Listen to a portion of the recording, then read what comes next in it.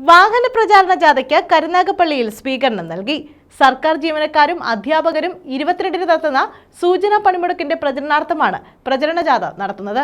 അധ്യാപക service centre സമരസമിതിയുടെ നേതൃത്വത്തിലാണ് സർക്കാർ ജീവനക്കാരും അധ്യാപകരും പണിമുടക്കുന്നത്.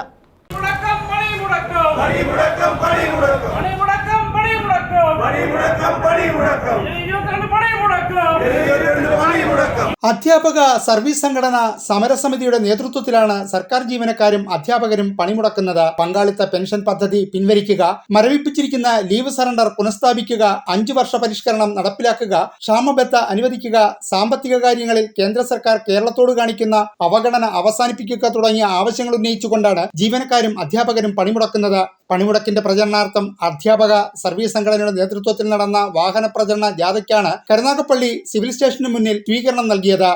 ഒന്നാം മൻമോഹൻ സിംഗിന്റെ ഗവൺമെന്റിന് പങ്കാളിത്ത പെൻഷൻ ദേശവ്യാപകമായി അംഗീകരിപ്പിക്കാൻ വേണ്ടി കഴിയാതിരുന്നത് അന്ന് മൻമോഹൻ സിംഗ് അധികാരത്തിൽ ഇരുന്നത് ഇടതുപക്ഷത്തിന്റെ പിന്തുണയോടുകൂടിയാണ്. ദേശീയ തലത്തിൽ അന്ന് UPA സർക്കാരിന് ഭരിക്കാൻ ഭൂരിപക്ഷമില്ലാതെ ഒരു മിനിമം പരിപാടിയുടെ ഗ്യാരണ്ടിയിൽ ഇടതുപക്ഷത്തിന്റെ ശക്തമായ പിന്തുണയോടുകൂടിയാണ് അന്ന് മൻമോഹൻ സിംഗ് ഗവൺമെന്റ് അധികാരത്തിൽ ഇരുന്നത് എന്നുള്ളതുകൊണ്ട് പങ്കാളിത്ത പെൻഷൻ ദേശവ്യാപകമായി നടപ്പിലാക്കുന്നതിന് ആ ഗവൺമെന്റിന് സാധിച്ചു.